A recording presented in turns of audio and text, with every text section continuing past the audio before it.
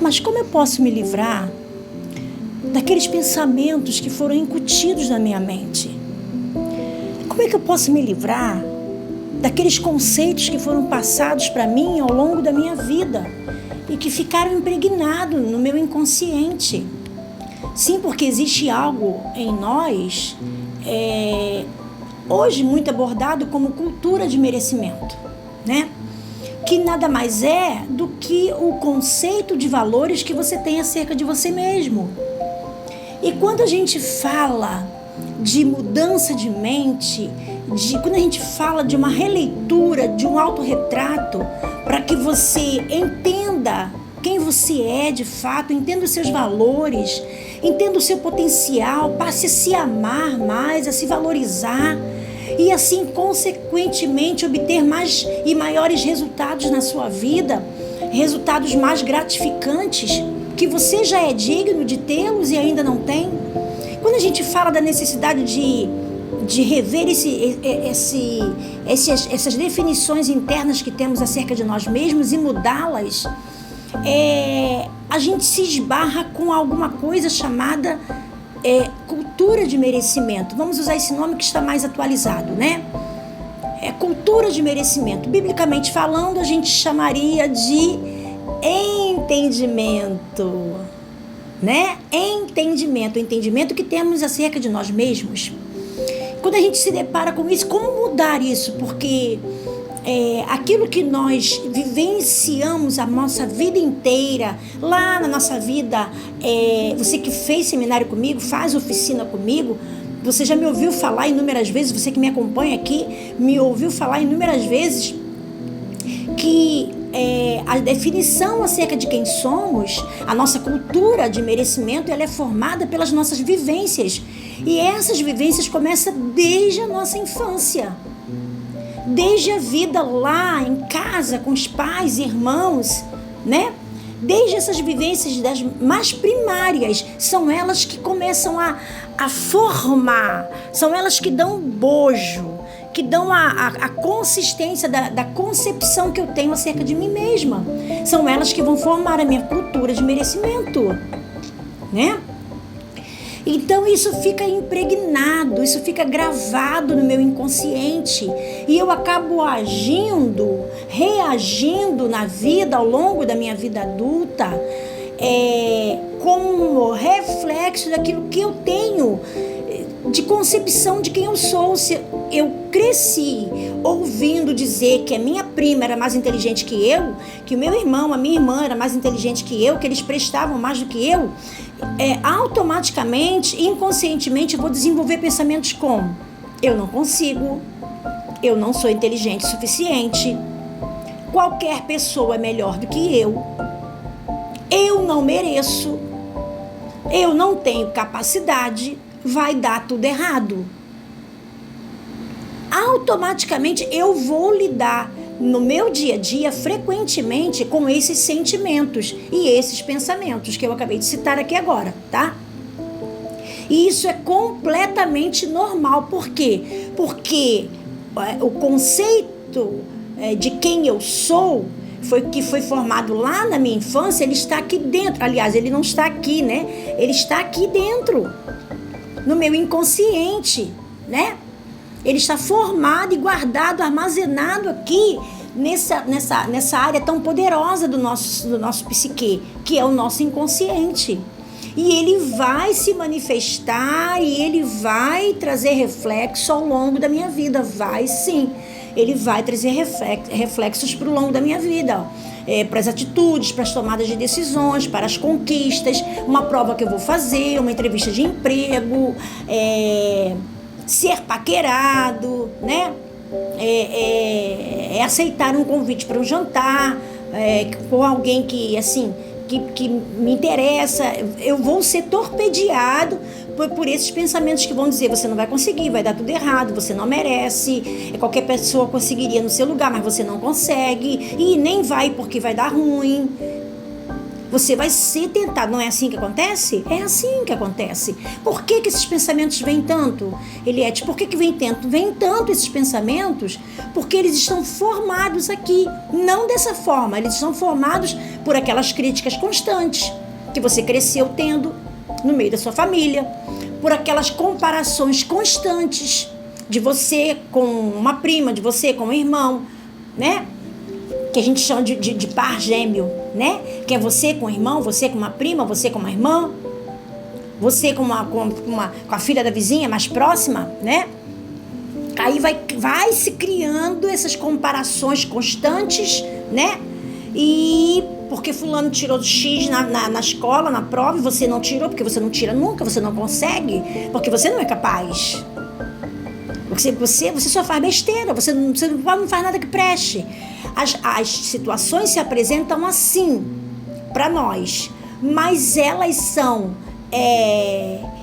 são processadas pelo nosso inconsciente em forma do eu não sei, eu não tenho, eu não posso, eu não consigo, qualquer pessoa é melhor do que eu, não vai dar certo, é melhor nem tentar, eu vou sair daqui. Entendeu? Então, quando a gente fala quando a gente fala de mudar esse entendimento, a Bíblia diz, e é um dos textos que eu mais trabalho em cura interior, quando a gente fala de uma possível, de uma necessária, quer dizer, quando a gente fala de uma necessária mudança na mente, a gente tem consciência de que não está falando de algo fácil. Por quê, gente? Porque a gente está falando de algo que ficou gravado no nosso inconsciente. A gente está falando de mensagens que foram transmitidas por atitudes, por vivências, que acabaram formando a nossa cultura de merecimento, a visão que nós temos de nós mesmos, daquilo que a gente merece ou não merece. Acabaram formando e gerando no nosso nível de sentimento de pertencimento à vida, pertencimento aos relacionamentos, às amizades, até quando eu mereço pertencer a boas amizades, pertencer a bons grupos de amigos e irmãos, mereço pertencer a uma carreira profissional de sucesso, mereço pertencer a uma vida ministerial de êxito, né? Esses conceitos, eles ficaram formados no nosso inconsciente e não é fácil lidar contra eles. Não é fácil. E eu falei aqui em outro vídeo, você procura aí, você vai encontrar, que eu falei sobre essa necessidade da gente mudar, né? Mudar o entendimento. Mas aí hoje eu quero te dizer te dar alguns passos importantes que vão viabilizar essa mudança. Primeiro deles eu quero passar ele através do conto de uma história rápida que eu amo apaixonadamente. Uma história que conta que um mestre oriental, ele um dia chamou um dos seus alunos mais aplicados, e esse mestre, ele ficava lá no cume, o seu lugar de meditação era no ponto mais alto de um penhasco. E ele chamou esse discípulo dele, um dos discípulos mais aplicados dele, e disse para ele assim: olha, eu quero que você desça lá embaixo. E esse descer lá embaixo, a gente está falando aí de aproximadamente 300 degraus.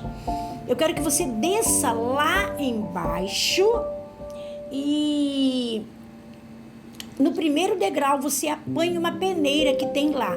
Você vai pegar essa peneira, vai enchê-la com água e vai trazê-la para mim. Aí o discípulo ouviu essa ordem do seu mestre e assim, não entendeu nada, né? Ficou assim, como você tá me ouvindo aí agora, assim, como assim? Mas qual a parte que ele não entendeu que é uma peneira? Se é uma peneira, não vai ser cheia de água nunca, né? Mas ele, não querendo questionar o seu mestre pela reverência, né, que tinha o seu mestre, ele apenas disse assim: mas Senhor, eu devo descer todos esses degraus e pegar a peneira com água? E ele disse: exatamente, pegar a peneira com água. Ele, não querendo questionar ao seu reverenciado mestre, desceu todos os degraus, foi lá embaixo e tinha de fato uma peneira lá. Ele pegou a peneira, colocou água e subiu, achando assim a coisa mais louca do do mundo, mas ele era o discípulo de um mestre muito sábio. E ele subiu os quase 300 degraus e chegou lá diante do mestre exaurido e apresentou a peneira. Como estava a peneira, gente? Sem água. Ele apresentou a peneira e o mestre falou: aham, muito bem. Aí ele falou: sim, mestre, aqui está a peneira. Só não teve como trazer a água. O mestre falou: sim, muito bem. Agora eu vou pedir que você desça lá novamente, encha de água a peneira e traga novamente para mim. Aí ele não entendeu, mas não teve coragem de relutar com o mestre. Desceu, fez exatamente o que o mestre pediu, o que o mestre ordenou, colocou água na peneira e foi subindo com a peneira. Chegou lá, imagina, subiu mais quase 300 degraus, chegou já sem forças nenhuma e apresentou a peneira para o mestre. E o mestre disse, aqui está a peneira, mestre, exaurido. E o mestre disse: muito bem. E ele falou: só não consegui trazer a água, mestre. E o mestre disse: muito bem. Agora eu quero que você faça isso por fim, mais uma vez.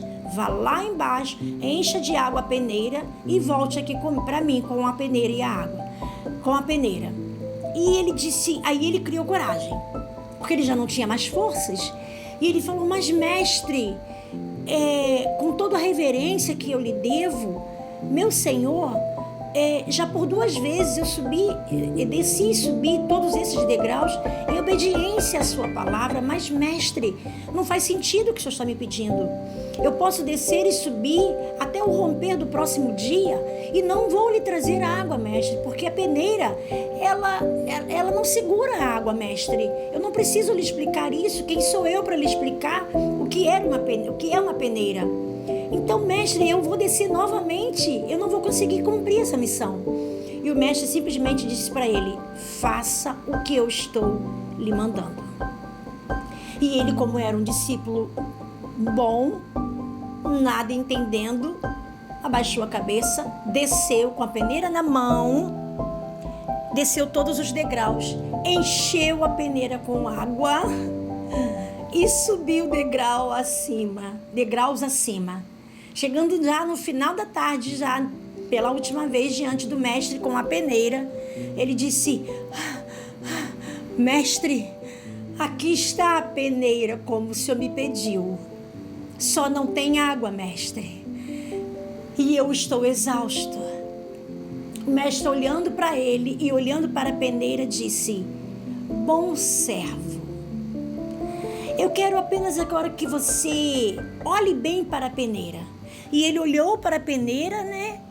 E disse: sim, mestre, eu estou olhando. E o mestre disse para ele: discípulo, essa peneira estava assim quando você a pegou lá embaixo pela primeira vez? Ela estava nesse estado? Examine bem a peneira. E ele olhou bem a peneira e falou: não, mestre, não, ela não estava assim. Como estava a peneira? Perguntou o mestre. Ele disse: ela estava cheia de impurezas, tinha muita terra, muitas pedrinhas nela, tinha muitos galhos de árvore, tinha muitas impurezas. Ela estava, mestre, ela estava suja, ela estava cheia de coisas nela. E o mestre perguntou: e agora? Como está a peneira? Olhe para ela mais uma vez. E ele olhou para a peneira e disse: a peneira está limpa, mestre. Aí o mestre disse para ele: você entendeu? Você entendeu o que eu estava tentando lhe mostrar? O meu objetivo não era que você trouxesse a água. O meu objetivo era que você entendesse que pela perseverança em buscar a água, você limparia a peneira. Entendeu? Agora sou eu que te pergunto: entendeu? A gente precisa mudar os conceitos que foram formados e estão gravados aqui atrás acerca de nós. Precisamos mudar. Sim, Eliette, sim, pastora, precisamos mudar com urgência. Eu também concordo que a gente precisa mudar com urgência. Mas a primeira forma de você mudar isso é você mudar pela palavra. Mude isso pela palavra, pela constância da palavra. Eu estou falando com você que, quem sabe, nem é um leitor da Bíblia assíduo, mas eu quero te desafiar.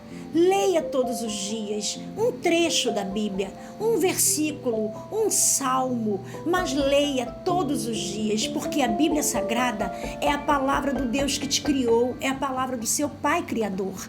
E essa palavra é como essa água.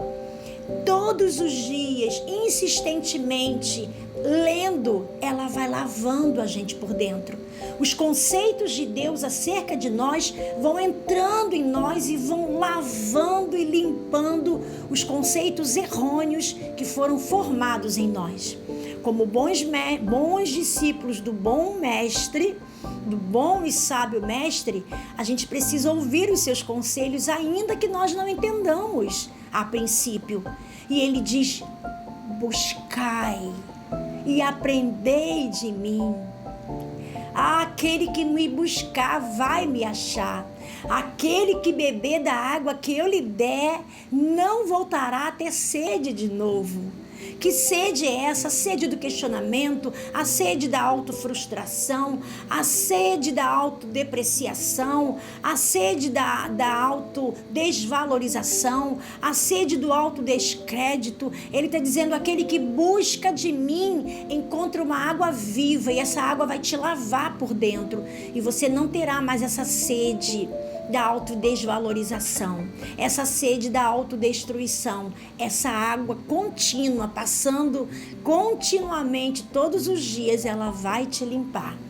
Primeiro passo: lave-se pela leitura da palavra, lave-se pela oração. Mas, Eliette, como é que eu faço uma oração? Você sabe que eu sou terapeuta?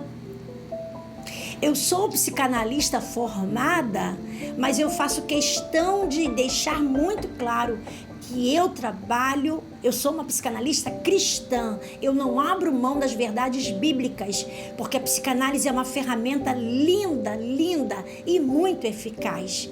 Mas a palavra de Deus é poderosa, ela é uma espada, e ela pode cortar de dentro de mim e de você toda a raiz que não dará ou não tem dado bons frutos. Então, primeiro passo: limpe-se e sacie-se pela palavra, que é essa água maravilhosa que nos lava e é capaz de lavar todos os conceitos que foram gravados aqui no nosso inconsciente, limpar o nosso interior acerca desses valores, para que a gente fique pronto para que essa leitura seja ressignificada e a gente possa ser de fato reconstruído, remoldado. Primeiro passo: limpe-se pela palavra. O segundo passo é: reveja o seu ciclo. Ou melhor, perdão. Sim, esse foi o primeiro passo. E o segundo passo é: reveja o seu círculo de amizades. Reveja o seu círculo de amizades. Olha, algumas mudanças internas dependem de mudanças externas. Deus às vezes precisa, eu estou falando do próprio Deus, tá? Precisa mudar a gente de ambiente para que a gente mude os nossos resultados. Você precisa rever o círculo que você está inserido. Os amigos que te cercam, as pessoas que você mais se relaciona, quem elas são? Que visão da vida elas têm? Que valores elas prezam? Elas te admiram pelo que você é, te encorajam a crescer, elas acreditam nos seus sonhos, nos propósitos e sonhos de Deus para a sua vida, elas enxergam, admiram e incentivam o seu crescimento, elas identificam o seu potencial. Elas também são pessoas em evolução, são pessoas sedentas por crescimento, são pessoas sedentas por ser melhores, mais construídas a cada dia? São pessoas positivas ou são pessoas negativas? São pessoas encorajadoras ou pessoas críticas? São pessoas que têm competência e coragem para se sentar com você e pontuar com você algumas coisas que não estão indo muito bem no seu comportamento e te encorajar a fazer o certo? Ou são pessoas que só te aplaudem, te aplaudem, te aplaudem, só te bajulam, te bajulam, te bajulam? São pessoas que reconhecem as suas debilidades, as suas limitações, mas aplaudem o seu esforço? Sim, porque é uma coisa importante a gente definir, gente. São algumas personas que nos cercam, né? Alguns tipos de personalidades que estão ao nosso redor. Por exemplo, eu falei do bajulador. Quem é o bajulador, né? O bajulador nada mais é do que aquele que ele elogia não por verdade, mas por conveniência. Ele te elogia não por sinceridade, mas porque ele quer tirar alguma vantagem em te agradar excessivamente. E essa pessoa, esse tipo de persona não acrescenta nada, nada. Infla o ego. Infla o ego. Só isso vai te criar um grande mal. Vai gerar um mal-estar. Aí, se você trabalha em equipe, se você trabalha com pessoas, vai gerar um mal-estar em quem é sincero e que está vendo aquela situação, e vai gerar um mal para você, porque ele vai inflar o teu ego. Não se esqueça. Bajuladores incentivam não por sinceridade, mas por conveniência. Tem um segundo grupo de pessoas que são aqueles críticos de plantão. Aqueles que só criticam, só veem os teus pontos, só destacam os teus pontos fracos. Porque todos nós temos pontos altos e baixos, fortes e fracos. Mas tem os críticos de plantão, que são, ferozes em evidenciar os teus erros. Eu falei, eu não disse, eu sabia. Cara, eu vou te dizer, eu já sabia que você ia fazer errado. Você vai fazer isso? Eu acho que você não vai conseguir.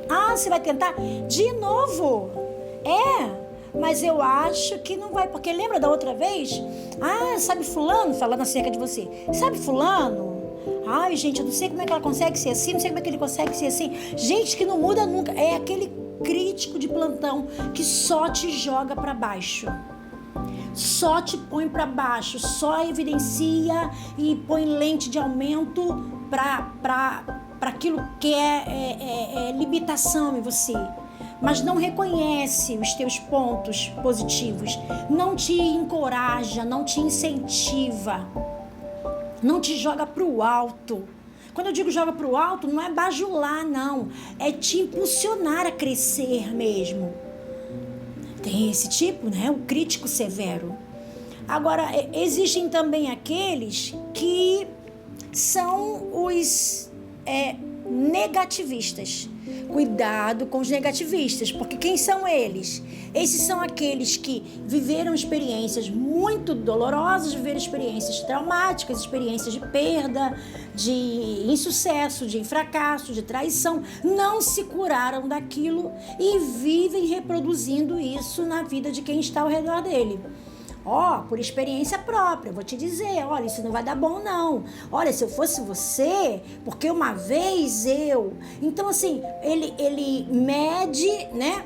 O negativista, ele mede as pessoas com a sua fita métrica, né?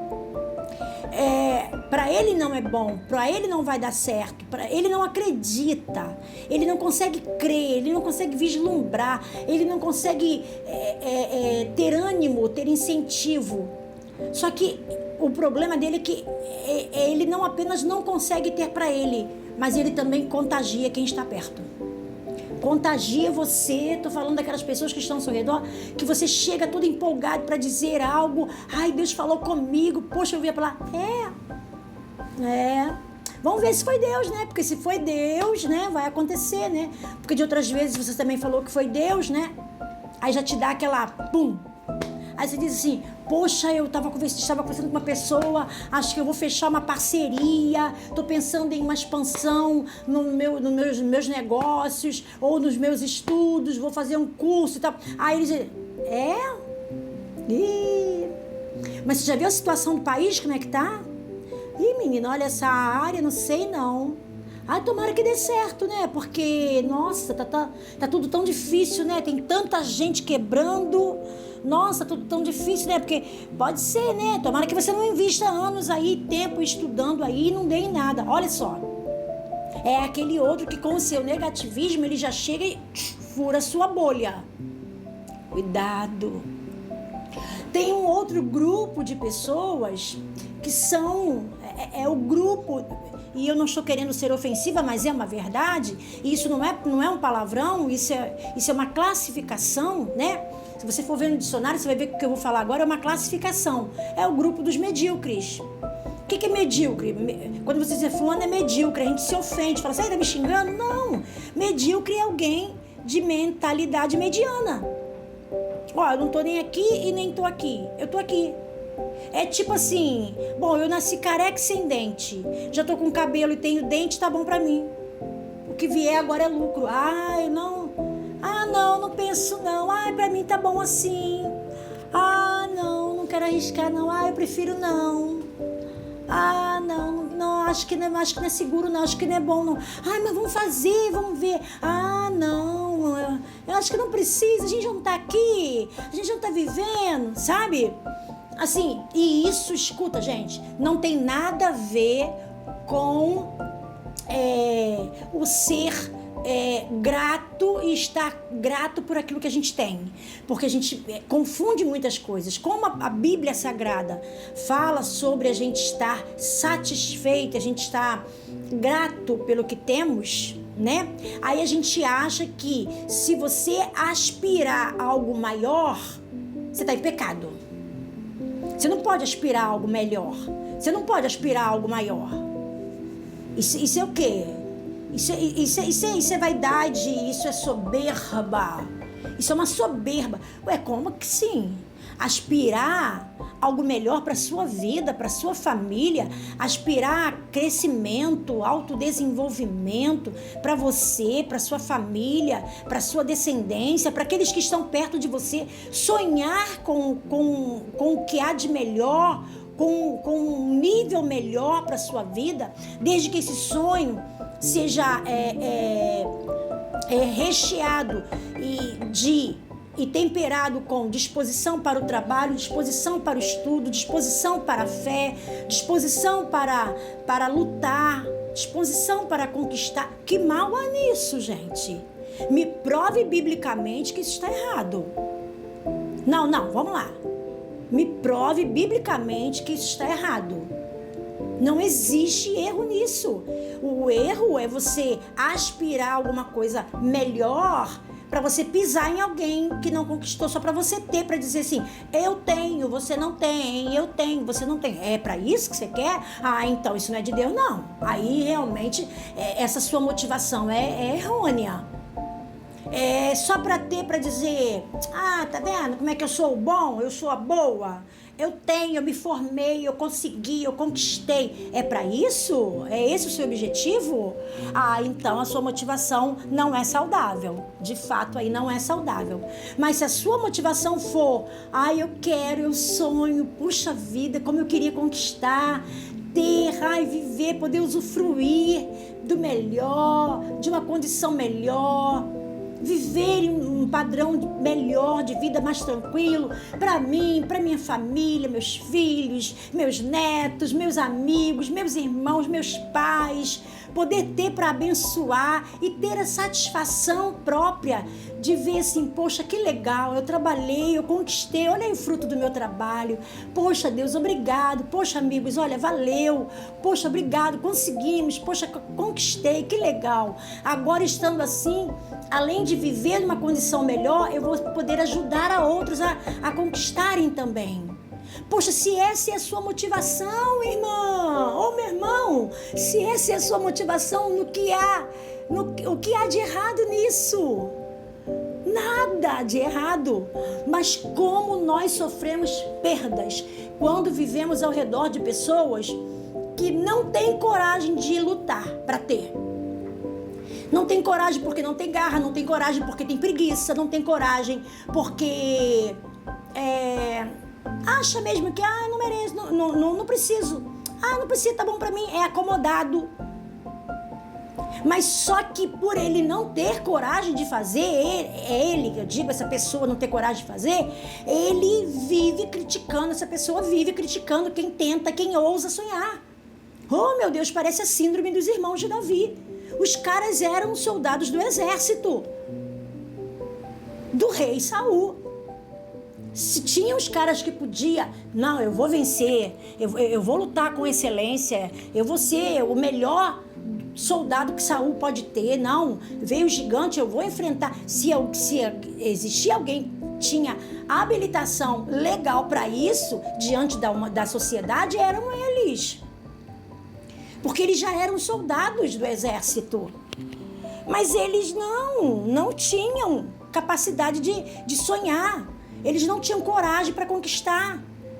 Eles não tinham, porque para conquistar, irmãos, tem que ter peito, tem que ter raça, tem que ter coragem. Tem que ter perseverança, fibra. Vai apanhar muitas vezes, vai cair no chão, vai levantar de novo. Apanha de novo, cai no chão sangrando, pede força a Deus, levanta de novo. Vai receber pedrada, crítica, apontamentos, vai se sentir abatido, daqui a pouco você pede força a Deus, respira fundo, ele te põe de pé e você vai de novo. Isso não é para qualquer um. Não se deixe contagiar pelos irmãos de Davi. Aqueles que não ousam, aqueles que não sonham, aqueles que não têm coragem, porque são tímidos, fracos, medrosos, preguiçosos, negligentes mesmo, só que eles não ousam e ainda querem matar você. Ainda querem matar o seu sonho. Ainda querem desencorajar você. Não, cuidado. Cuidado com essa classe. Cuidado com a classe dos medíocres. Eles não vão, e se bobear, eles impedem você de ir também. Cuidado, não pode ser assim. Diga comigo, não vai ser assim. Diga, não vai ser assim. Sim, não vai ser assim. Então a gente falou aqui de algumas classes, né? De pessoas, de círculos que a gente precisa se antenar. E se você quer viver uma metanoia, se você quer viver uma mudança de conceitos, se você quer realmente ressignificar os seus valores internos, a sua autoestima, o conceito que você tem da vida, daquilo que você merece, daquilo que você pode, você vai precisar rever o seu círculo de amigos. E isso vai implicar, em resumo, em ter que mudar de algumas mesas. Sim. Ainda esses dias eu disse isso a uma pessoa que tinha muito tempo que eu não conversava, aí eu bati um papo rápido e essa pessoa veio com um argumento, com uma fala assim, um discurso assim, que eu pensei, meu Deus, não entendeu nada ao longo de tanto tempo sem ver. Eu pensei que tivesse entendido, não entendeu nada, né? Então eu disse assim, olha, o nosso Deus é soberano e Ele deu a nós autoridade para pisar serpentes, autoridade para pisar em territórios e conquistá-los. Nosso Deus deu a cada um de nós um propósito para a vida. E eu creio em um Deus que não mude de propósito, que não muda de propósito. Eu creio num Deus que, se for preciso, Ele muda o cenário para cumprir o mesmo propósito. Pode ser que Deus precise mudar as mesas que vocês estão. Pode ser que você precise se encorajar e mudar de mesa para mudar o nível das suas conquistas. Porque mudando de mesa, você precisa se sentar com agora vem um grupo daqueles que não são perfeitos. Não são os bambambãs da história. Pelo contrário, São pessoas muito conscientes, pessoas verdadeiras, muito conscientes de quem são, de que são pó e cinza, né? De que somos humanos, meramente humanos, passíveis de limitações e falhas, mas são pessoas que têm uma identidade resgatada na mão. Sabe que sozinho não pode, mas em Deus ela pode. Sabe que o próprio Deus adotou de qualidades, de dons, de habilidades. E essa pessoa não só sabe como ela quer tomar posse dessa identidade. Ela quer expandir, crescer, se autodesenvolver como pessoa. Não é porque ela cresceu vendo pai e mãe brigando que ela está conformada em se tornar uma bomba explosiva em qualquer lugar que ela chegue. Não, ela entendeu assim, o ambiente da minha casa foi assim, mas eu não preciso reproduzir esse ambiente. Eu quero ser uma pessoa que traga paz. Eu cresci num ambiente de guerra, mas eu quero ser um agente da paz. Eu quero ser um agente da paz. Eu cresci num ambiente de disputa, de apontamentos, de comparações, mas eu quero ser uma incentivadora do bem. Eu quero incentivar pessoas a crescerem, eu quero descobrir o melhor das pessoas e encorajá-las a ser ainda melhores. Eu não quero reproduzir aquilo que eu recebi a minha vida inteira.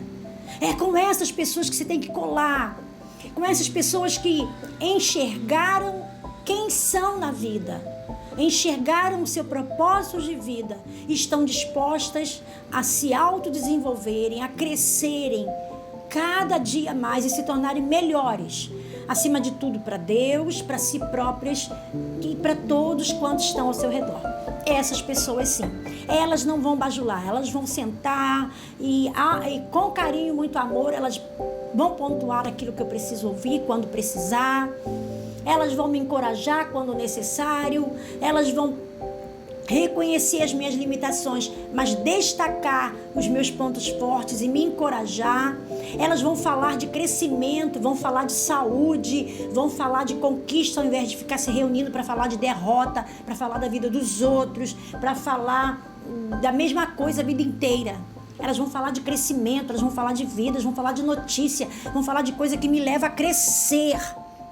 Tem gente que é aquele balãozinho, e dentro daquele balãozinho ou o balão tá vazio ou ele tem a mesma conversa para todos os dias.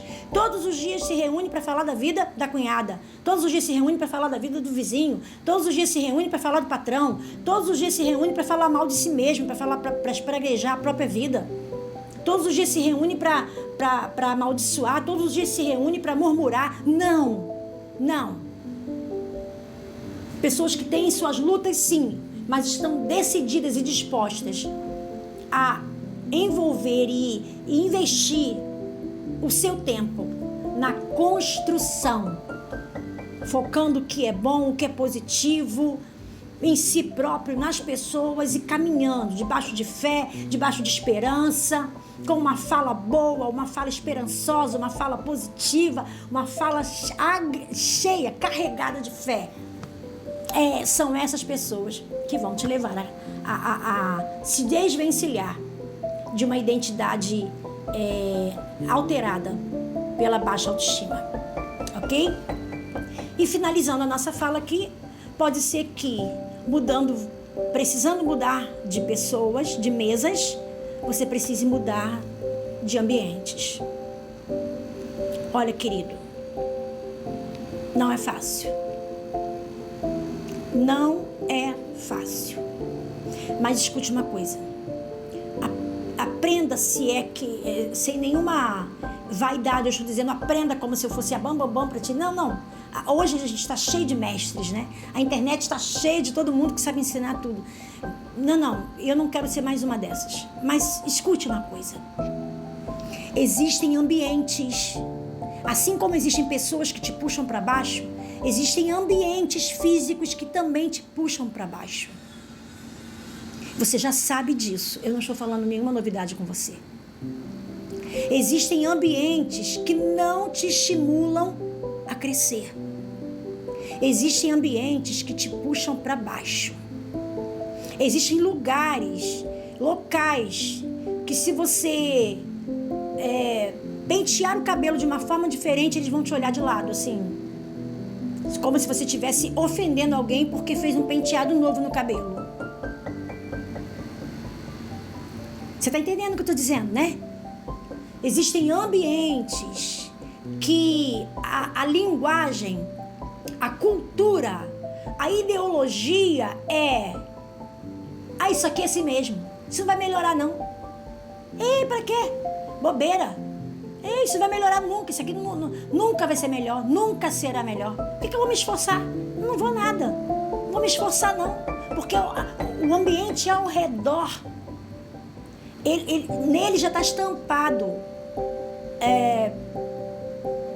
perda, desajuste, desorganização, falta de limites, falta de crescimento, sujeira física mesmo, sujeira, sabe, tudo espalhado pelo chão, pelas ruas, buraco, vala aberta, vizinhança, um grita, o outro xinga, o outro faz isso, o outro faz aquilo, outro espragueja a vizinha, sabe, já é um ambiente tóxico. Por si só, ele já é tóxico. Eu sei que vão cair de marreta em cima de mim por eu estar dizendo isso, mas é uma realidade, você sabe disso. É uma realidade. Há ambientes de trabalho que só te puxam para baixo. Há ambientes, há locais, geografias que só te puxam para baixo. Reveja o lugar que você escolheu para ficar plantado. Reveja o local. Se você pode, se você tem a oportunidade, e mais do que isso, se Deus de alguma forma já tem sinalizado para você a possibilidade, usando pessoas, usando circunstâncias, sinalizando a possibilidade de você crescer, expandir, mudar, sair desses ambientes. Às vezes é a questão de uma rua, às vezes é a questão de um bairro, às vezes é a questão de uma cidade, às vezes é a questão de um estado, às vezes é a questão de lugares que frequentamos. Mas tem ambientes que te puxam para baixo. Tem ambientes que vão reforçar e tem reforçado essa baixa autoestima. Tem ambientes que não contribuem para uma mudança de mentalidade. Aqueles ambientes rodeados com aquelas pessoas que compõem esse ambiente doentio, tóxico, eles só reforçam toda a cultura de desmérito que há dentro de você. Só reforçam que não adianta nada, todo esforço é inválido, nada vai dar certo, para que melhorar? Se for diferente, você vai se tornar esquisito e ninguém vai te aceitar. Vai dar errado e todo mundo vai te culpar. Tem ambientes que só alimentam esse tipo de mentalidade. Não vão produzir cura para o seu entendimento, cura para as suas emoções, para a sua autoestima. Entendeu? Então, pense nisso. Reveja com mais carinho esse vídeo. Preste atenção em cada tópico dele que a gente buscou falar. E compartilhe esse vídeo com alguém que você, enquanto ouvia, lembrou de alguém. Compartilhe esse vídeo com alguém. Passe ele adiante para alguém. Deixe essa mensagem chegar até outra pessoa. Entenda, você não é resultado daquilo que falam. Você não é resultado do que aconteceu com você. Você não é resultado de tragédias, das suas tragédias. Você não é resultado daquilo que te definem. Entenda. Você é resultado daquilo que Deus falou desde o início a seu respeito. Ele diz que você é mais que vencedor. E você também é resultado daquilo que você acredita. Pense nisso com carinho. Avalie isso. E mais do que depressa, tome a decisão que você precisa tomar. Que você já era para ter tomado. Mas Deus me trouxe aqui nesse vídeo para te dizer, vamos embora, já passou da hora. Vamos tomar posição e viver o melhor que Deus tem para você, para sua família, para os seus sonhos, ministério, descendência. Você tem direito, você merece, você pode, é só querer. Beijo no seu coração, se inscreva no canal, se você não for inscrito, se inscreva no canal, deixe o seu like, compartilhe esse vídeo e dá uma força pra gente. Beijo querido no seu coração e até a próxima. Tchau, tchau. Pense nisso tudo que a gente falou. Até o próximo vídeo.